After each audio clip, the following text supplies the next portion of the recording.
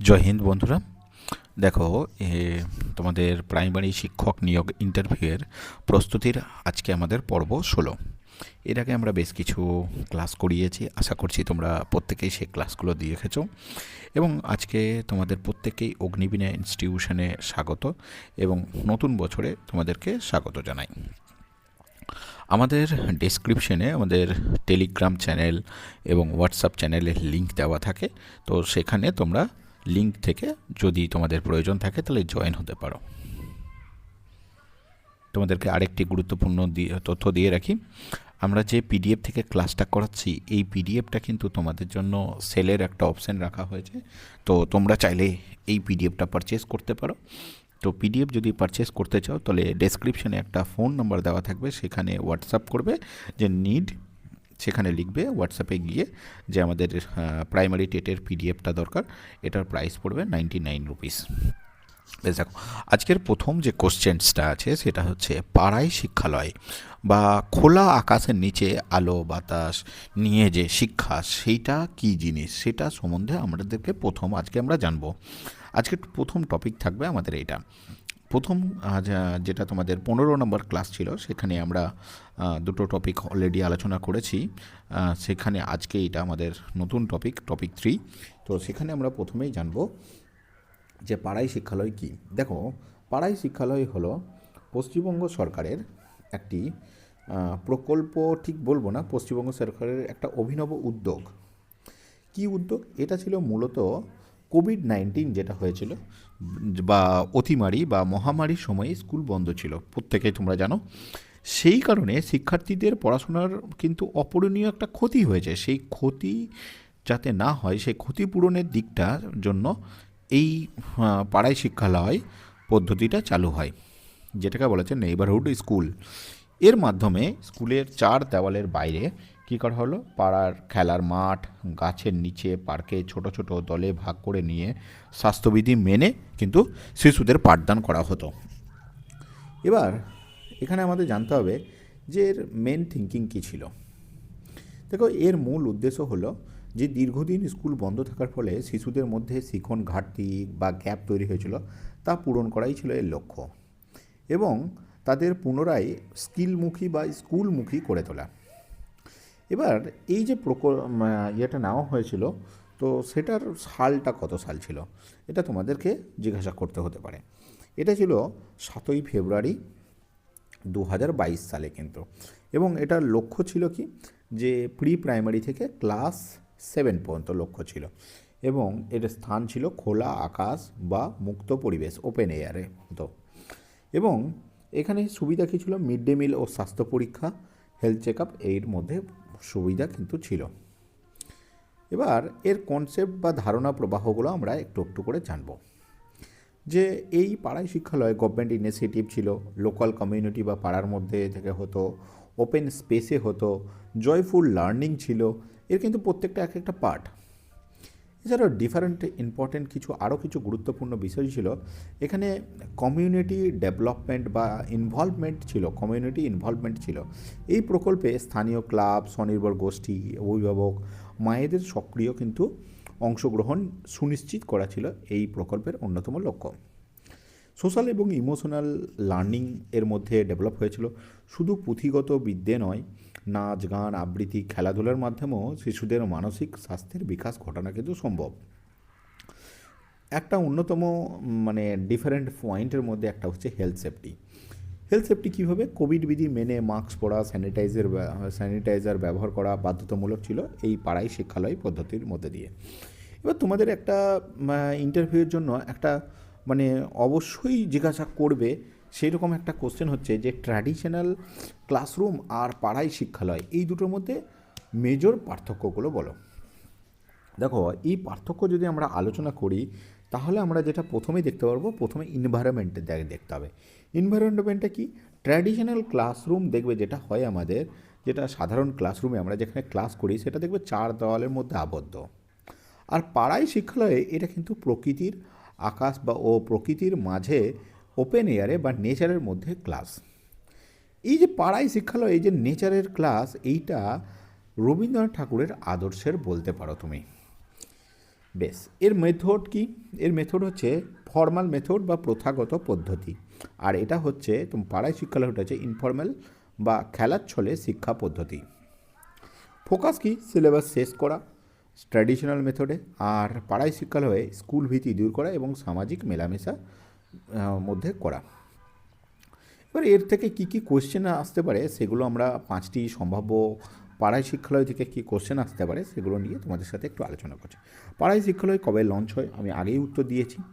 দেখো, কোভিডের কারণে দীর্ঘকাল স্কুল বন্ধ থাকার জন্য ছোট শিশুদের মানসিক বিকাশ যাতে ব্যাহত না হয় এবং তাদের শিক্ষণ পদ্ধতি ঘাটতি যাতে না হয়, সেই জন্য পুনরায় মূল স্রোতে ফিরিয়ে আনতে এই স্কুল ভীতি দূর করার জন্যই এই প্রকল্প কিন্তু চালু হয়েছিল। সাধারণ ক্লাসরুম আর পাড়ায় শিক্ষালয়ের মধ্যে প্রধান পার্থক্য কী? দেখো, এটাও আমি আগেই বললাম যে সাধারণ ক্লাসরুম 4 দেওয়ালের মধ্যে আবদ্ধ, সেখানে প্রথাগত পড়াশুনো হয়। আর পাড়ায় শিক্ষালয় কী হয়? খোলা আকাশের নিচে ক্লাস হয় এবং সেখানে পড়াশোনার পাশাপাশি গান, গল্প, খেলার মাধ্যমে আনন্দদায়ক শিক্ষা দেওয়া হয়। পরবর্তী কোশ্চেন আমাদের কোশ্চেন নাম্বার 3, যে কি বলছে যে এই প্রকল্পে কোন শ্রেণীর ছাত্রছাত্রীরা অন্তর্ভুক্ত হয়? দেখো, এই প্রকল্পে মূলত প্রাক প্রাথমিক মানে প্রি প্রাইমারি আর থেকে 7ম শ্রেণী পর্যন্ত আবদ্ধ আছে বা করা হয়েছে, অন্তর্ভুক্ত করা হয়েছে।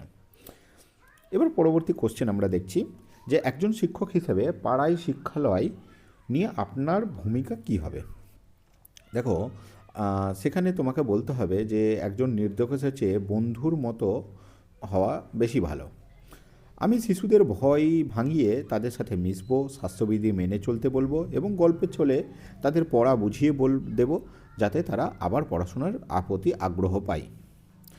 তারপর হচ্ছে পরবর্তী যে রয়েছে যে আপনি কি মনে করেন ভবিষ্যতে এই মডেলটা কি আরও চালু করে রাখা উচিত? দেখো, তো সেক্ষেত্রে বলতে হবে যে স্যার বা ম্যাডাম, এটি একটি আপাতকালীন ব্যবস্থা। এর কিছু ভালো দিক আছে, আবার কিছু খারাপ দিকও আছে। মাঝে মাঝে প্রকৃতির মাঝে ক্লাস নিলেও শিশুদের একঘেয়েমিটা কাটে, তাই নিয়মিত না হলেও সপ্তাহে বা মাসে 1-2 দিন এটা ওপেন এয়ার ক্লাস করা যেতে পারে, এটাতে অসুবিধা কিছু নেই। এরপর আমরা পরবর্তী টপিকের দিকে দেখব, যে টপিক ঠিক বলবো না, পরবর্তী একটা নেব, যে টপিক নেব, টপিকই হচ্ছে না, সেটা হচ্ছে সমাবর্তন উৎসব বা পরবর্তী কোয়েশ্চেন্স একটা আলোচনা করব। সমাবর্তন উৎসব কী? দেখো, সমাবর্তন বলতে গেলে সাধারণত আমরা কলেজ বা বিশ্ববিদ্যালয়ের শেষে গ্র্যাজুয়েশন সেরিমনি দেখে থাকি, কিন্তু বর্তমানে সরকারি প্রাথমিক বিদ্যালয়গুলিতে বা প্রাক প্রাথমিক শ্রেণীর ছাত্রছাত্রীরা সফলভাবে তাদের স্তর শেষ করে প্রথম শ্রেণীতে উত্তীর্ণ হয়। তখন তাদের উৎসাহ দেওয়ার জন্য যে বিশেষ অনুষ্ঠানের আয়োজন করা হয় তাকেই স্কুলে গ্র্যাজুয়েশন সেরিমনি বলা হয়। দেখো, গ্র্যাজুয়েশন সেরিমনিকে এক কথায় বলতে গেলে বা সমাবর্তন উৎসব, দেখো সমাবর্তন উৎসব সাধারণত আমরা স্কুল বা ইউনিভার্সিটিতে দেখতে পাই বা বড় বড় কলেজগুলোতে ইউনিভার্সিটিতে দেখতে পাই। এবার এই গ্র্যাজুয়েশন সেরিমনিটাকে ঠিক প্রাইমারি লেভেলেও যদি আমরা চালু করতে পারি বা করা যায়, তাহলে সেটা একটা খুব ভালো দিক হবে। তো সেক্ষেত্রে যে প্রি প্রাইমারিতে যারা পড়াশোনা করছে তারা যখন ক্লাস 1-এ উত্তীর্ণ হচ্ছে বা উন্নীত হচ্ছে বা ক্লাস 1-এ যখন ভর্তি হচ্ছে, তাদেরকেও গ্র্যাজুয়েশন সেরিমনি করে দেওয়া হচ্ছে। সেই যে অনুষ্ঠান, সেই অনুষ্ঠানকেই গ্র্যাজুয়েশন সেরিমনি বলা হচ্ছে। এর যে মূল বিষয় হচ্ছে যে celebration of the first academic milestone, যে একটা বাচ্চা তার যখন সে ক্লাস 1-এ আসছে, তখন যদি তাকে একটা সেরিমনি দেওয়া হয়, তাকে যদি একটা অনুষ্ঠানের মধ্যে দিয়ে নিয়ে আসা হয়, তার পড়াশোনার প্রতি আগ্রহ অনেক বাড়বে। এই থিঙ্কিং থেকে এই জিনিসটা, এই উদ্দেশ্য হলো আত্মবিশ্বাস তৈরি করা, যাতে সে আরও বড় হয়, নতুন একটি ক্লাসে ওঠার যোগ্যতা অর্জন করেছে। এটাতে স্কুল ছুট বা ড্রপ আউটের হার কিন্তু কমতে সাহায্য করে বা কমে যাওয়ার একটা সম্ভাবনা আছে। আমরা এর কিছু গুরুত্বপূর্ণ তথ্য দেখব ওয়ানলাইনারে। এটার লক্ষ্য হচ্ছে মূলত প্রাক প্রাথমিক বা প্রি প্রাইমারি শিক্ষিতরা যারা ক্লাস 1-এ উঠছে তাদের জন্য। সময়কাল হচ্ছে ডিসেম্বরের শেষে বা নতুন বছরের শুরুতে করা যেতে পারে জানুয়ারি মাসে। এখানে উপহার হিসেবে কী দেওয়া হয়? একটা মেডেল দেওয়া হবে, একটা টুপি থাকছে যেটাকে গ্র্যাজুয়েশন হার্ট বলা হচ্ছে, আর একটা শংসাপত্র বা সার্টিফিকেট প্রোভাইড করা হচ্ছে। এই যে সেরিমনি যখন হবে, এই যে অনুষ্ঠানটা যে যখন হবে, তখন এখানে কে কে উপস্থিত থাকবে? বিশেষ করে মায়েদের উপস্থিতি কিন্তু খুব জরুরি এখানে। তাছাড়া অভিভাবকরাও থাকবে, অভিভাবকদের মধ্যে মায়েরাও থাকবে। তাহলে এই সেরিমনির ধাপটা কী কী দেখব আমরা? অনুষ্ঠানের ধাপটা হচ্ছে প্রথমে প্রি প্রাইমারি একটা কম্পিটিশন কম যখন করবে, তারপরে সেরিমনি দেওয়া হবে এবং সেলিব্রেশন করা হবে, সার্টিফিকেট দেওয়া হবে, গিভিং দেওয়া হবে, বা মোমেন্টেও দেওয়া যেতে পারে। এন্ট্রি ইন্টু ক্লাস 1, এরপরে ক্লাস 1-এ ভর্তি হবে। কিছু ডিফারেন্ট অন্যান্য গুরুত্বপূর্ণ টপিক যদি আমরা আলোচনা করি, দেখব এর কিছু সাইকোলজিক্যাল ইম্প্যাক্ট রয়েছে। ছোট শিশুদের জন্য একটি রঙিন টুপি পরা কিন্তু বা হাতে সার্টিফিকেট পাওয়া একটা বিরাট গর্বের বিষয় কিন্তু ছেলেমেয়েদের জন্য। এই যে গর্বের বিষয়, এটি তাদের কিন্তু স্কুলের প্রতি মানে আগ্রহ বা ভালোবাসা কিন্তু অনেক বেশি বাড়িয়ে দেয়। এবং এখানে শিক্ষকদের একটা বড় রোল থাকে, যে শিক্ষকরা যখন তাদের নিজের হাতে তাদের কার্ড বা টুপি বানিয়ে দিয়ে ছাত্রছাত্রীদের সঙ্গে দেয় বা গিফট করে, তখন তাদের মধ্যে কিন্তু একটা আত্মিক সম্পর্ক কিন্তু গড়ে ওঠে। এরপরে আমরা জানবো একটা প্যারেন্টাল কানেকশান তৈরি হয়। অভিভাবকদের সঙ্গে এই অনুষ্ঠানে আমন্ত্রণ জানালে তারাও সন্তানের পড়াশোনা নিয়ে কিন্তু গার্জেনরা কিন্তু অনেক বেশি চিন্তিত হয়। এবার আমরা দেখব যে রেগুলার অ্যানুয়াল ফাংশন আর গ্র্যাজুয়েশন সেরিমনির মধ্যে পার্থক্যটা কী। দেখো, প্রথম দেখতে হবে যে অ্যানুয়াল যে ফাংশন হয়, সেখানে দেখো সাংস্কৃতিক অনুষ্ঠান ও পুরস্কার বিতরণ করা হয়। গ্র্যাজুয়েশন সেরিমনি সেরকম নয়, এখানে জাস্ট তুমি কী বলবো, প্রি প্রাইমারি থেকে 1-এ ভর্তি হলে তার জন্য কিন্তু এখানে উদযাপন করা হয়। এখানে পার্টিসিপেশন করে কারা করে? অ্যানুয়াল ফাংশনে পার্টিসিপেশন করে স্কুলের সমস্ত ছাত্রছাত্রীরা। আর গ্র্যাজুয়েশন সেরিমনিতে শুধুমাত্র যারা পাস করে পরের ক্লাসে উত্তীর্ণ হয়ে উঠেছে, শুধুমাত্র তারাই থাকবে। আর অ্যানুয়াল সেরিমনিতে সিম্বল হিসাবে কি হয়? গান, নাচ, আবৃত্তি হয়। আর গ্র্যাজুয়েশন সেরিমনিতে গ্র্যাজুয়েশন হার্ট, গ্রাউন্ড, তারপর সার্টিফিকেট, মোমেন্টো, এগুলো দেওয়া হয়।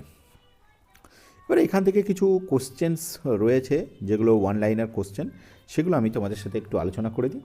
দেখো, গ্র্যাজুয়েশন সেরিমনির প্রয়োজনীয়তা কী প্রথম দেখতে হবে, যে এর প্রয়োজনীয়তা কি আদেও রয়েছে নাকি শুধু শুধু এটাকে পালন করা হয়। দেখো, প্রথমে বলি যে শিশুদের জন্য এটা একটা বড় কিন্তু মোটিভেশন। যখন তারা প্রাক প্রাথমিক থেকে প্রথম শ্রেণীতে ওঠে, তখন তাদের অনুষ্ঠানের মাধ্যমে দিয়ে স্বাগত জানালে তারা নিজেদের বা তাদের বিশেষভাবে গুরুত্বপূর্ণ মনে করে, যা তাদের স্কুলের প্রতি কিন্তু অনেক বেশি আগ্রহ করে তোলে। এই ধরনের অনুষ্ঠান আপনি কি ধরনের অ্যাক্টিভিটি করাবেন এই ধরনের অনুষ্ঠানটাকে? দেখো, এই কোশ্চেনের উত্তর হবে, আমি খুব কম খরচে যে মানে রঙিন কাগজ দিয়ে তাদের গ্র্যাজুয়েশন হার্ট বানাবো, তাদের হাতে চকলেট ও ফুল দিয়ে বরণ করব, এবং তাদের ছোট ছোট ছড়া গান গাওয়াবো, এবং শেষে তাদের হাতে একটি করে শংসাপত্র তুলে দেব। এটা তোমার উত্তর হবে। নেক্সট হচ্ছে, অভিভাবকরা কি এই অনুষ্ঠানে অংশ হতে পারবেন? অবশ্যই। অভিভাবকদের উপস্থিতি শিশুদের আনন্দ দ্বিগুণ করে তোলে। এছাড়াও অভিভাবকরাও দেখতে পান যে তাদের সন্তান বড় হচ্ছে এবং শিখছে। এতে স্কুল ও অভিভাবকদের মধ্যে সম্পর্ক, টিচার্স গার্জেন রিলেশন কিন্তু খুব ভালো হয়। নেক্সট হচ্ছে, শিশু সংসদ এবং গ্র্যাজুয়েশন সেরিমনি কি এক? দেখো, শিশু সংসদ হচ্ছে যে না, এটা কিন্তু আলাদা জিনিস। প্রথমত আগে বলে রাখি, শিশু সংসদ হলো শিশুদের দ্বারা গঠিত একটি মন্ত্রিসভা। তারা কি করে? স্কুলের মধ্যে নিয়ম শৃঙ্খলার যেটা রয়েছে সেই নিয়ম শৃঙ্খলা রক্ষার কাজ করে।